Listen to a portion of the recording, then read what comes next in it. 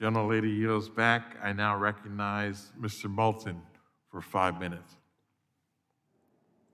Thank you, Mr. Chairman. I'd like to direct another question to the judge. I spent some time living in Dallas, and I'm very familiar with Texas, and appreciate all the uniqueness of that state.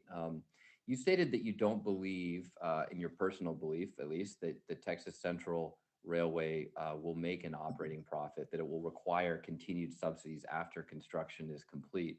Um, does your highway system and airport system require continued subsidies? I mean, Congressman, yeah, thank you for your question, first off. And of course, highways and airlines and airports, I'm sure receive, I mean, highways in Texas, of course, are primarily built by TxDOT and along with federal funds. So absolutely, there's no doubt about that. Right, we've actually, Judge, we've actually transferred about $158 billion in general funds. So, not quite twice as much, but almost twice as much as we've invested in Amtrak in its entire history, uh, into the Highway Trust Fund. No, so not user fees. That's general funds transfers just since 2008. So actually, there's a lot of operating subsidies that go in there, and that's not even talking about the operating subsidies that go to things like uh, the highway patrol and emergency services. There's a lot of there's a lot of support structure required to subsidize these highways as well. We did a study in Massachusetts that looked at the subsidies that taxpayers pay for our highway infrastructure here in Massachusetts. It was $60 billion a year, whether or not you own a car, because that's not in user fees. And I know that I-45 between Dallas and Houston is the second deadliest stretch of highway in the entire country. So you look at what they're planning to build there, it's pretty significant. Are you familiar with the plans to widen I-45 and make other highway improvements between Houston and Dallas, and how much those will cost? Yes, Congressman, I am familiar with the projected cost of the expansions and there is a cost to transportation. There's no doubt, and subsidies. I just would remind everyone that this project in Texas Central Railway was never predicated on public dollars. It was predicated on a privately financed system. So I Yeah, think no, it's I understand that, Judge, and I agree that that is how the project was initially sold. It's interesting, you never hear a highway project being sold on private investment, because frankly, the business community does not see a return on investment for highway projects, except in very rare circumstances with toll roads. And so it's actually a remarkable testament to the innate efficiency of high-speed rail that you can get a positive return on the investment. In infrastructure funds invest in high-speed rail systems all over the world for construction.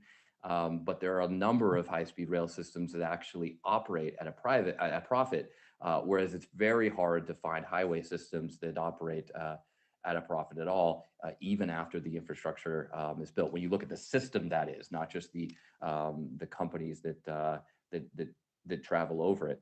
When we looked at when Microsoft looked at the Cascadia corridor up in the Pacific Northwest, and we've heard testimony from Washington DOT there too, they determined that to build the high-speed rail line would cost half as much as expanding the highway by just one lane in either direction.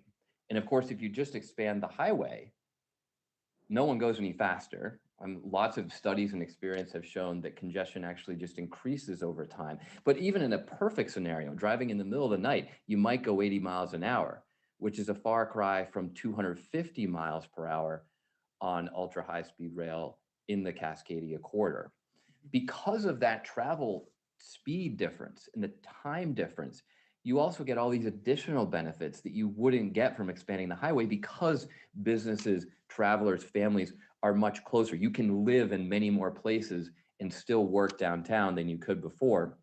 They've estimated about $350 billion in economic benefits if you build that high speed rail system.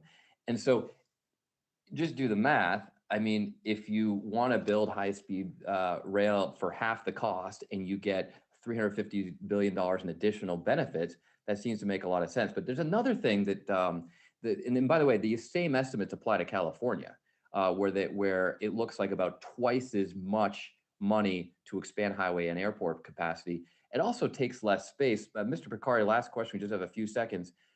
How much do you have to expand highway lanes to accommodate the capacity of a single high-speed rail line? In other words, how many highway lanes does it take?